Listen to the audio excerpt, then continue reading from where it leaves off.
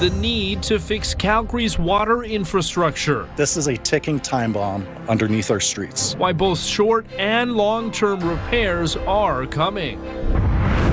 How the situation in Venezuela will affect Canada's oil industry. We as Canada need to make sure that we take strategic steps so that we can get our oil to market, particularly to the Asian market. Why experts say there's no need to panic. And his work has lit up the holiday season for decades. It takes about 2,000 hours to actually assemble this. Now he's retiring after 40 years of organizing. CTV Calgary, local breaking news with Jordan Canigan. Good evening and thank you for joining us. The city of Calgary expects to fix a broken water main by early next week. In the meantime, Calgarians need to adapt to a new normal and are urged to conserve as much water as possible. Work to repair the ruptured pipe is continuing around the clock. Could be fixed next week, then the road will be repaved. Officials are urging people to conserve water, and it's something that will happen again in the spring and fall. A new pipe will be built alongside the old one, and construction is expected to start on the replacement for the Bears Paw feeder main later this year. Tyson Fedor reports on the ongoing work and future plans. It's been nearly 1 week since Calgary suffered another major water main break impacting water use citywide and traffic in the northwest. As long as we got Boneff Road here, I'm okay. The city says work is ongoing 24/7 to fix the burst water main along 16th Avenue Northwest near the Sarcee Trail interchange. It's a wake-up call for the city government to do a better job from now on. Mort Doran, who lives nearby, is encouraged that the city will construct a new feeder main parallel to the current end-of-life pipe over the next 2 years. You can't get around it. You can't patch it. You can't fake it that it's going to get better on its own. You just have to do it. That's part of maintaining infrastructure. A design has been chosen and the construction will begin later this year on a new 6-kilometer steel pipe to replace the aging cement one. Out to market to hire a contractor right now. We will do everything we can to accelerate the timeline faster than we had before. We were planning to have this new pipe done in 2028. We are going to go faster, and we don't know what that looks like yet. Mayor Jeremy Farkas is anticipating an independent panel report on the burst pipe from 2024 due to council on Tuesday. It will be released publicly early next week. The pipe is failing because it is breaking down from the inside. That damage cannot be fixed. It will never be fixed. Boil water advisories have been lifted in the city, but residents and businesses are stuck with stage 4 water restrictions. Officials want you to take 3-minute showers, only flush your toilet when necessary, and ensure full loads of laundry and dishes before cleaning them. Things will not truly be back to normal until the new pipe is built and fully operational. But if we stay focused and look out for one another, we will get through this together. And as restrictions are expected to be part of the new normal, according to Mayor Farkas, businesses are hoping not to see a repeat of lost revenue due to construction work that is anticipated. Business pessimism is at the highest level since 2023, and challenges like this really are just one more layer of difficulty and a very challenging way to start off a new year. Tyson Fedor, CTV News, Calgary. And the mayor was in studio with our Tara Nelson earlier this evening. He is reiterating the need for Calgarians to limit their water use. We're entering loss of life territory where if we continue on our current trends, we will not have the water pressure needed to maintain our fire hydrants. So this is a very important issue. Ways that we can help is by only flushing your toilets when necessary, keeping your showers to about 3 minutes, only running the dishwasher and laundry when they're full. This is an incredibly urgent situation that we're in for the next few days. Now, the section of pipe that was damaged and removed is now gone from the area. It is being inspected. The replacement pipe is on site, and installation will begin after that inspection is completed. Well, you've no doubt noticed the lovely scenery across the city over the past few days. This is a look at the Bow River at the Peace Bridge today. All the trees are coated with rime ice, which forms in foggy conditions like those we've experienced lately.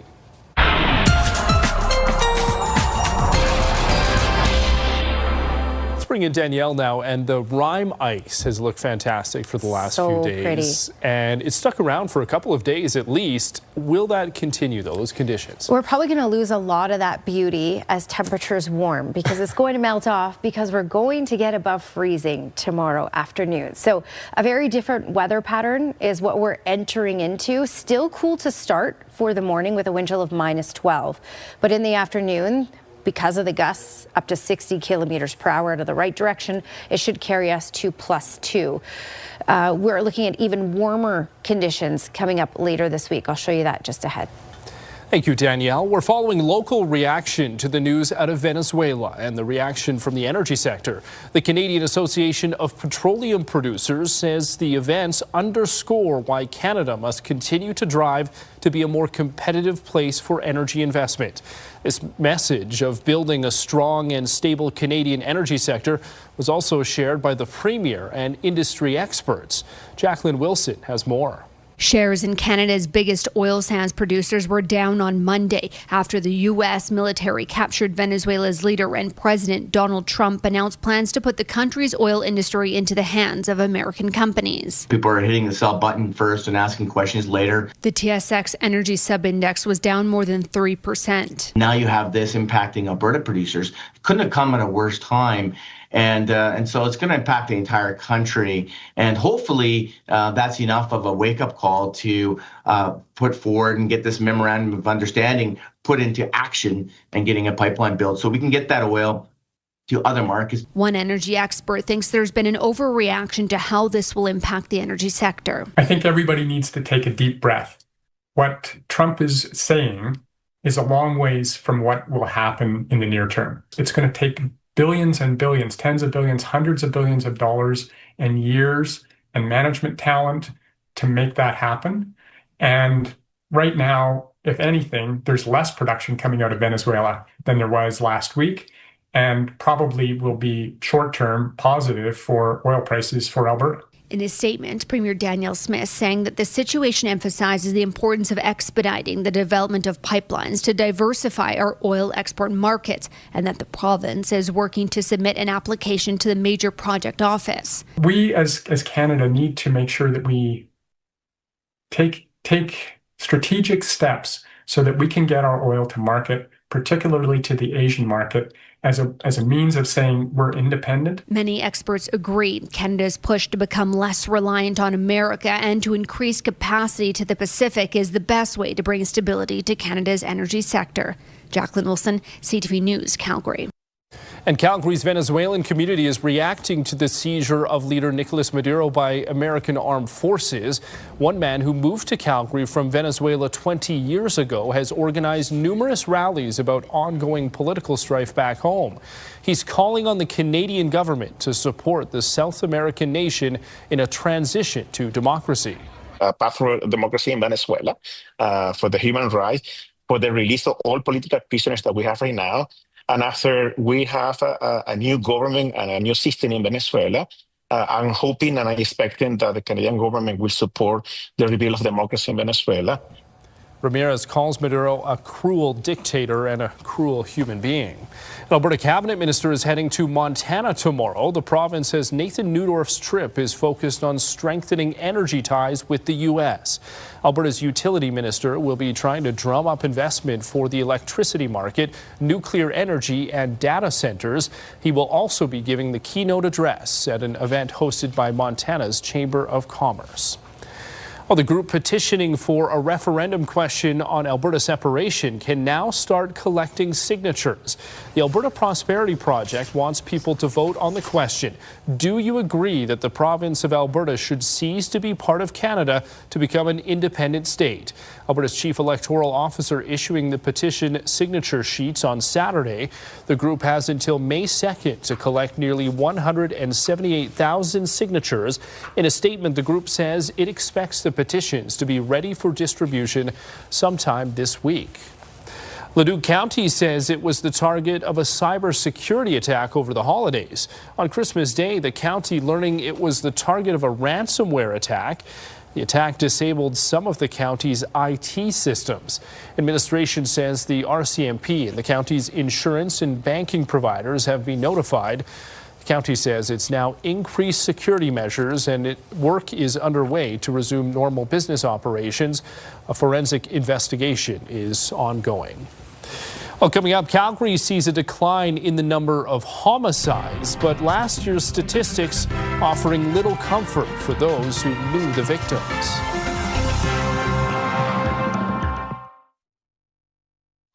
You're watching CTV News, Calgary. A man is dead after a collision in Mackenzie Town this afternoon. A truck crashing on Mount Douglas Close around 12:30. EMS say the driver was in medical distress. He was taken to hospital in life-threatening condition and was pronounced dead a short time later. Police say speed, alcohol, or drugs were not factors in the crash. Calgary police are looking for a man who stabbed another man after a failed robbery. They released a sketch of the man they're looking for. He's in his late 40s, about 6'2", and has a slim build. Investigators say he tried to rob a man in Fish Creek Park on October 23rd and stabbed him when he refused to hand over his belongings. The victim needed surgery. The suspect was wearing blue Adidas shoes with white stripes, a black baseball cap, and a hoodie. A man suffered minor injuries when this motorhome went up in flames in Falcon Ridge early this morning. Crews used suppression foam to put out the fire. The cause of the blaze is now under investigation. Well, Calgary recorded its lowest number of homicides in the past 10 years in 2025. There were 15 compared to 21 last year. But as Terry Fikowski reports, the decline offers little comfort to the families left with heartbreak. I remember how bright and beautiful she was. It has been nearly 6 months since Madison Cobb was killed in Calgary. Time doesn't help. It doesn't get easier ever. In July, the 23-year-old was gunned down outside her work in a Haysboro parking garage. Her ex-boyfriend, Devin Malik, was charged with her murder. You never think that it will be your family until it happens to your family. And then it opens up a whole new world. And it's not a pretty world. There were fewer killings in 2025 as compared to the previous year, and Calgary saw a decline in homicides over the last 5 years. The amount of shootings is down. We've seen a decrease in the amount of organized crime activity, especially the violent crime by there. So that's had a big impact on us. The decline is a province-wide trend, with Statistics Canada reporting Alberta saw a 20% decrease in homicide rates in 2024, one of 4 provinces to see a drop. When you look at the stats across the country, we still are a safe city, but one homicide is too much. The numbers mean little to victims' loved ones left with a lifetime of grief. It's the criminal justice system around the sentencing, around, what does parole look like, around, how long are people actually staying, or how long of their sentences are they serving. Taylor Matusik is now channeling grief into change, petitioning to criminalize coercive control. She says Cobb did everything right, including taking out 3 protection orders against her alleged killer. The moment she served the restraining order, I think that is where they failed her. The federal government is proposing amendments to gaps in Canada's criminal code through 2 bills. If passed, they would include reforms around bail and gender-based violence, a step in the right direction for Matusik and her effort to honor her cousin. She just did amazing things and was very much so a family person. Terry Fikowski, CTV News, Calgary. Calgary recorded 2 fatal shootings in 2025 compared to 7 in 2024. 2 of last year's homicides remain unsolved. Well, we have new footage to show you from the explosion at the Tabor Arena last month. The town of Tabor is sharing this footage showing the moment of the explosion. Walls, the roof, and gas lines were damaged, shutting the building down indefinitely. No one was hurt, and the cause of the blast has not been confirmed. Town officials are now entering the annual Hockeyville campaign, where communities receive funding for arena upgrades and renovations. Well, last year we took you behind the scenes of a special Calgary Stampede episode of Murdoch Mysteries. What we couldn't tell you then was that the episode will include a guest appearance from the star of Heartland, which has been shooting in southern Alberta since 2007. Alicia Fieldberg spoke with the stars about how they're making history in more ways than one. These are 2 of the finest coppers in the country, and yet I can still shoot better than them. Amber Marshall is used to shooting Heartland in southern Alberta. But after nearly 2 decades as the lead of the modern Western drama, she gets the chance to channel history in a Murdoch Mysteries episode set at the original Calgary Stampede in 1912. I've been going to the Calgary Stampede for almost 2 decades now, and to be able to take part in not only the history of that, but representing it, this is so cool for me. Detective Murdoch and Chief Constable Brackenreed take a vacation to attend the Stampede and get roped into solving a murder with the help of Annie Oakley. This is an absolute dream come true. My mother-in-law has 2 dogs named Annie and Oakley. It's one of those things when you love and respect the Western lifestyle, and then to be able to go and play such a badass chick is pretty cool. There are no records of Oakley ever attending Calgary Stampede, but the world-renowned sharpshooter helps tell the story about the rise of Wild West shows. We do take a bit of license here and there. We are absolutely blessed to be able to be one of the shows that can actually tell part of that story and highlight some of the figures at the time. Some other historical figures portrayed in the episode actually did attend the first Stampede, including the founder, Guy Wiedeck, and rodeo champ Tom Three Persons. The crossover episode highlights some TV history, too. Both Murdoch and Heartland are in their 19th seasons and are Canada's longest-running hour-long scripted shows. We think, oh, this is going to be a fun year or two. And then with Heartland and with Murdoch, it just kept going and going. And each year we would look at each other and be like, do you think we'll be back again? And it's an incredible thing. It's a big deal for everyone involved, and it takes a lot of people. This 3-day Turner Valley shoot alone included 80 local IATSE union workers and dozens more background actors and wranglers, along with some crew members from Toronto. I think it's a testament to the people and the atmosphere of both these sets. It's just a big family, and everybody feels so comfortable around each other, and it's just a pleasure to be a part of it. People have always been so warm here. I just love it. Alicia Fieldberg, CTV News, Calgary. Well, you can say goodbye to that beautiful rime ice and frosty temperatures. It's going to warm up. Danielle will have all the details coming up next.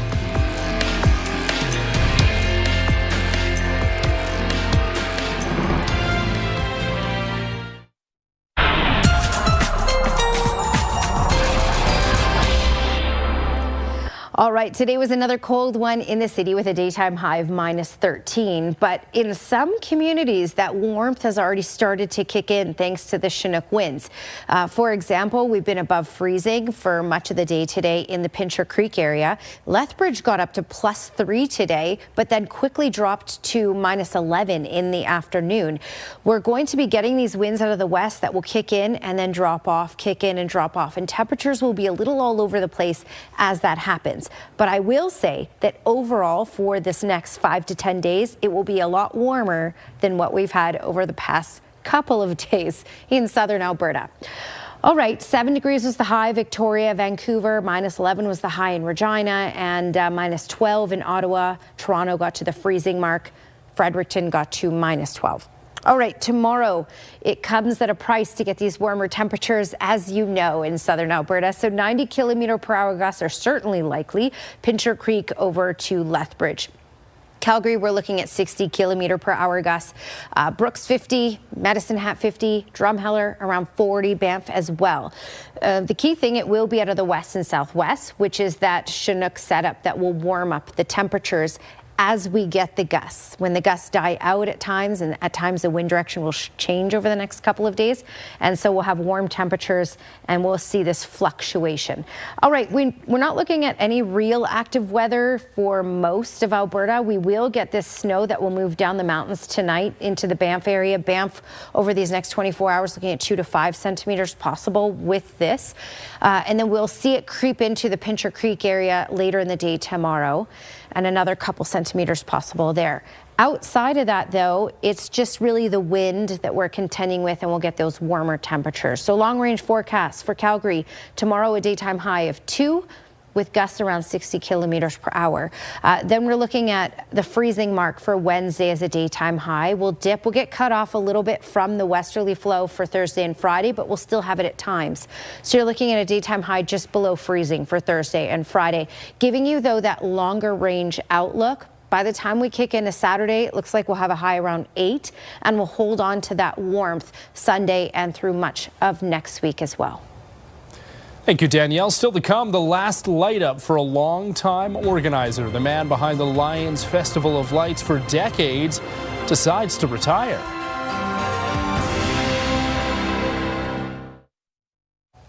Sweden has captured gold at the World Junior Championship, and earlier today it was Canada looking to earn bronze. McKenna centers it. Here's Hay to the backhand shot, ripping it down, rebound, score! That was Gavin McKenna sealing it for the Canadians against Finland. He added 3 assists for Canada on the way to earning a bronze medal. Calgary Flames defenseman Zane Parekh also had a goal and an assist today. He sets a Canadian record for most points by a D-man in a single World Juniors tournament. 6-3 is the final for Canada. It's the first medal for our nation at the tournament in 3 years and the first bronze in over a decade. Well, you likely know the iconic Calgary display, but chances are you aren't familiar with the work that goes into the Lions Festival of Lights every year. Now, as the 2025 event winds down, the organizing crew is preparing for a very different 2026 season and a heavy load that'll need to be passed along. Tim Brook explains. 3, 2, 1. Long before the bright lights are turned on, Otto Silzer starts his prep. It takes about 2,000 hours of man-hours of actual work to actually assemble this. It looks like it happens in a very short period of time, but it doesn't. The Lions Festival of Lights has been taking over Confederation Golf Course every winter since 1987. We start actually organizing this thing early in the year. Like when we take it down, we basically plan next year. And at the center of it all, the man who's ready to hang up his string lights and officially retire at the age of 84. It's going to be significantly different. Otto brings a personality to it. He brings motivation, brings a great spirit. He does so many more things that other people aren't aware of. He cooks lunch and brings it out in the morning for the guys. He organizes all the work parties. He's here literally every day for 2 months. This is Otto's last season. A few different people have stepped forward to help do some of his work in 2026, but no official successor has been chosen. We were just talking about maybe those people can, as a group, do the organizing, lessen the workload, and they don't feel so responsible. Whatever the answer, generations of Calgarians will be watching closely, and so will Otto. I'm not getting any younger, and we started this display 39 years ago. Little did I know that I'd still be here. Tim Brook, CTV News, Calgary. And to learn more about the display, which ends on January 8th, or to volunteer to help put up some of the 800,000 or so lights, you can visit lionsfestivaloflights.ca. That does it for our show this evening. Thanks so much for watching. We'll see you right here tomorrow.